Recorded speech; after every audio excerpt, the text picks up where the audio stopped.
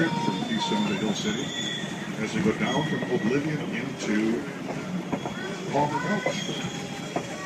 This gulch we're going into was the site of a lot of mining, and people in particular trying to pan for gold. Those forms of mining that are done above the ground collectively are called placer mining. If you've seen that word, L-A-C-E-R. The most common form is panning, but also sluices and rockers can be used in placer mining. They all involve swishing the gravel around in water. Whether it's in a pan or inside a sluice or a rocker, the gold will settle to the bottom first because it's the heaviest thing in the pan. And that's how you would mine some gold. Panning for gold is still legal, by the way, in the National Forest. It's public property, and people are allowed to pan.